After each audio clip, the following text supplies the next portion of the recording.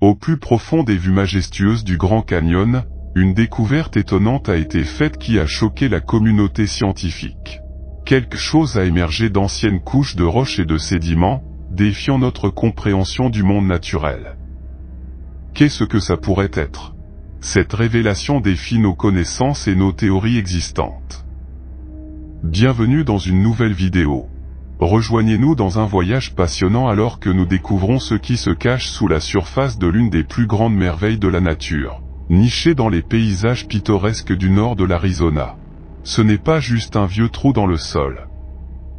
Mes amis, c'est une gorge profonde et majestueuse qui s'étend sur 270 000 stupéfiants et 18 000 de large. Imaginez-vous debout sur le bord, admirant la vaste étendue avant de ressentir l'ampleur de ce chef-d'œuvre monumental de la nature. Le Grand Canyon a une histoire impressionnante qui s'étend sur plus de 6 millions d'années. Oui, cette merveille évolue depuis bien plus longtemps que nous ne pouvons le comprendre.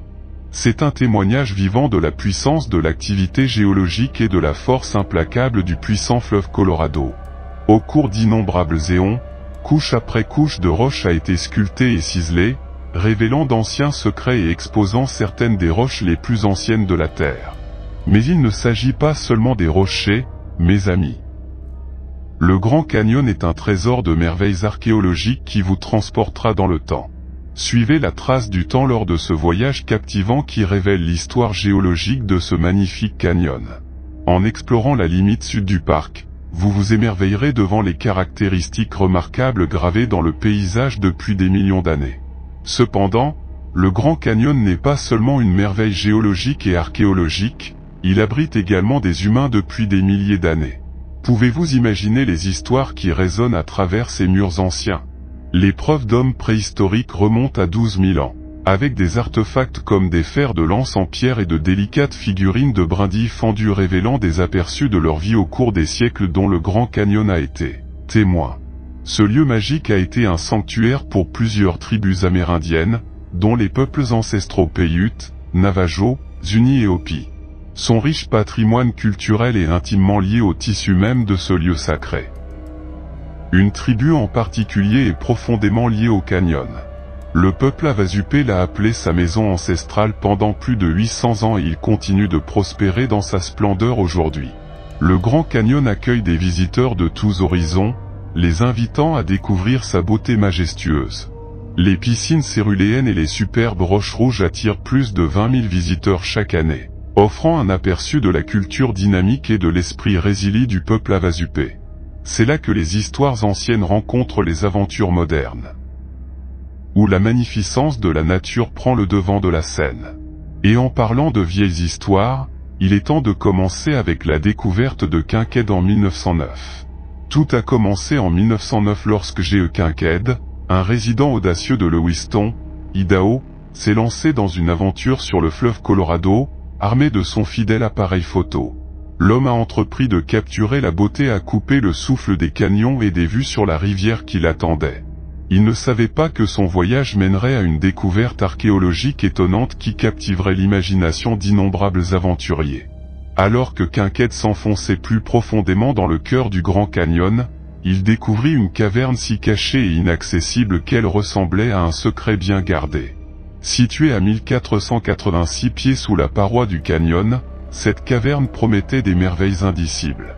Cependant, il était interdit aux visiteurs, protégé par des restrictions strictes qui interdisaient l'entrée non autorisée.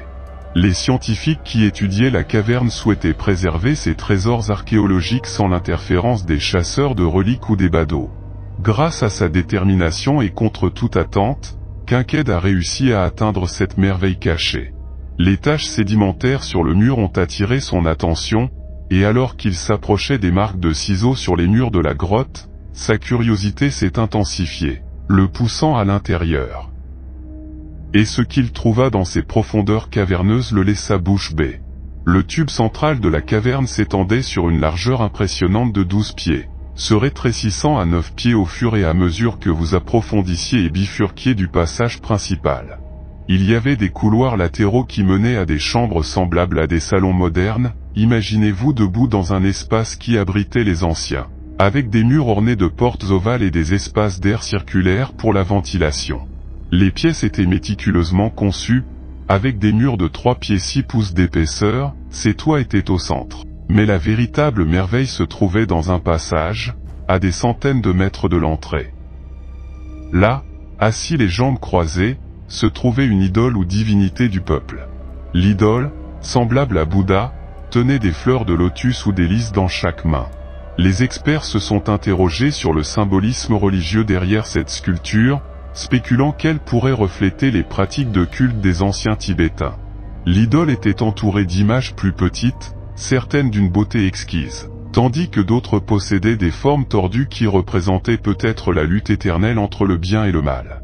Pour ajouter à l'atmosphère énigmatique, il y avait des cactus surdimensionnés avec des membres saillants flanquant le dieu.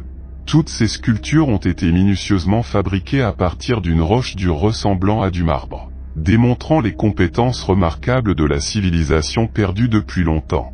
En fouillant plus avant dans les profondeurs de la caverne, Quinquette découvrit des outils en cuivre et un banc entourant un espace de travail où les anciens habitants connaissaient la technique de durcissement du cuivre, une technique perdue dans le temps. Des matériaux tels que le charbon et les scories indiquaient que ces êtres énigmatiques étaient impliqués dans la fusion du minerai. Mais l'emplacement exact et les méthodes qu'ils utilisaient restaient un mystère. Quinquette a émis l'hypothèse que les habitants des cavernes étaient une civilisation avancée. Peut-être les ancêtres des habitants des falaises trouvées dans les régions environnantes autrefois dynamiques et prospères. Leur culture avait depuis longtemps disparu de la surface de la Terre, laissant derrière eux des fragments alléchants de leur existence. Nous sommes tombés sur une découverte étonnante en explorant cette chambre fascinante ornée d'anciens symboles hiéroglyphiques similaires à ceux trouvés en Égypte. La découverte la plus intrigante se trouve à l'intérieur de la citadelle. Nous parlons de corps momifiés aux proportions immenses. Aucune de ces momies ne mesure moins de 9 pieds et elles sont enveloppées dans du lin sombre qui cache leurs secrets. On ne peut que se demander quels secrets ils détiennent. En approfondissant les mystères de cette ville souterraine, nous découvrons un étonnant amalgame de cultures. Les poteries et les outils montrent des origines lointaines, créant une diversité archéologique exceptionnelle. Cette découverte remet en question notre compréhension du monde antique et de son interdépendance. Il y a une crypte cérémonielle dans la grande salle où les momies ont été retrouvées, pleine de secrets à révéler. L'atmosphère est sombre et inquiétante, avec des spéculations sur des serpents mortels ou des produits chimiques anciens. Appelée sans accès par les Égyptiens et les Hindous, cette zone est restreinte même au personnel du parc et aux randonneurs, ce qui soulève des questions sur son contenu caché. Certains prétendent que des soldats armés gardent l'entrée, alimentant les théories d'une classe dirigeante cachée, tandis que d'autres suggèrent que la ville souterraine a été transformée en musée d'une époque oubliée.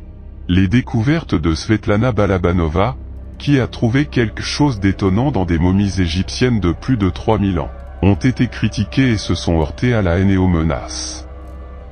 Cependant, le docteur Balabanova a maintenu son témoignage précis. Le docteur Rosalie David a réaffirmé la polémique en confirmant la présence de cocaïne et de tabac dans les momies, bousculant le monde archéologique. Le World Explorer Club a décidé de creuser plus profondément et a contacté le prestigieux Smithsonian Institute. Il voulait savoir si le dossier officiel soutenait ces découvertes époustouflantes, ce qu'ils entendirent ensuite les laissa perplexes. Un archéologue du Smithsonian a nié toute implication dans des fouilles impliquant des artefacts égyptiens en Amérique du Nord ou du Sud. Et pour ajouter au mystère, il n'y a aucune trace des prétendues découvertes de Quinquette et Jordan, jamais reliées au Smithsonian, c'est comme s'il avait disparu dans les airs. Alors, où cela nous mène-t-il ? Pourquoi un musée, en particulier un musée renommé comme le Smithsonian, supprimerait-il des informations aussi révolutionnaires ? Les réponses restent insaisissables, nous laissant avec plus de questions que nous n'en avions au départ. Les institutions craignent les bouleversements que de telles divulgations pourraient provoquer.